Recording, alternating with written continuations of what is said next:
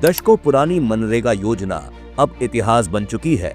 केंद्र सरकार ने इसकी जगह लागू की है डीबीजी रामजी।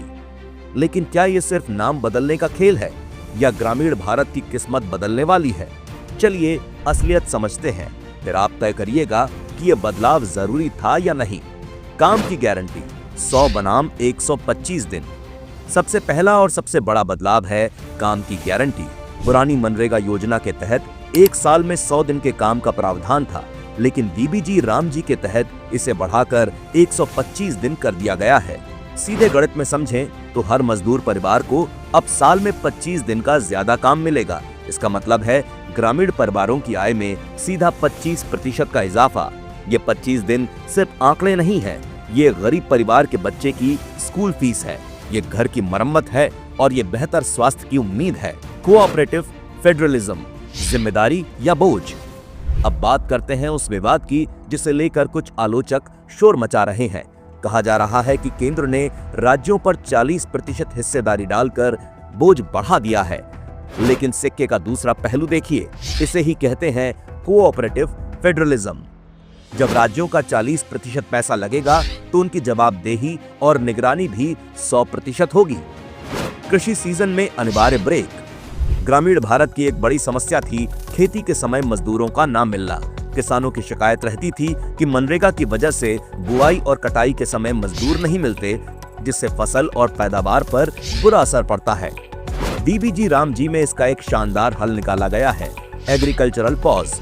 ये एक ऐसा पुल है जो किसानों और मजदूरों की जरूरतों को जोड़ता है। सरकार ने सुनिश्चित किया है कि खेती के सबसे व्यस्त समय में मजदूर खेतों में काम करें ताकि देश की खाद्य सुरक्षा और पैदावार बढ़े। और जैसे ही खेती का सीजन खत्म होगा, सरकार 125 दिनों के गारंटी शुदा काम के साथ सुरक्षा कवच बनकर खड़ी होगी। यानी अब किसान भी खुश और मजदूर भी खुश। तकनीक का कवच और साप्ताहिक भुगतान। मनरेगा वाले पुराने सिस्टम में एक बड़ी बीमारी थी मस्टर रोल में हेरा फेरी। कागजों पर मजदूर काम कर रहे होते थे और पैसा बिचौलियों की जेब में जाता था। लेकिन डीबीजी रामजी पूरी तरह से फ्यूचर प्रूफ है। यहाँ एआई यानी आर्टिफिशियल इंटेलिजेंस और बायोमेट्रिक्स का इस्तेमाल किया गया है। अब कोई फर्जी हाजिरी नहीं लगा पाएगा। आपकी मेहनत का पैसा बिना किसी लीकेज के सीधे आपके बैंक खाते में पहुंचेगा। इसके साथ ही एक और क्रांतिकारी बदलाव है साप्ताहिक भुगतान।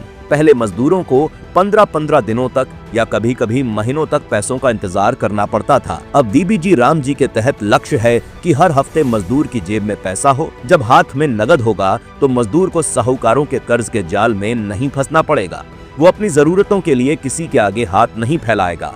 नाम पर विवाद, गांधी बनाम राम। अब आते हैं उस सवाल पर जिस पर सबसे ज्यादा राजनीति हो रही है। विपक्ष पूछ रहा है, गांधी जी का नाम हटाकर राम का नाम क्यों जोड़ा गया? हकीकत तो यह है कि विपक्ष को शायद प्रभु श्री राम के नाम से ही चिढ़ है, लेकिन वे भूल जाते हैं कि महात्मा गांधी के जीवन का आधार ही राम नाम था।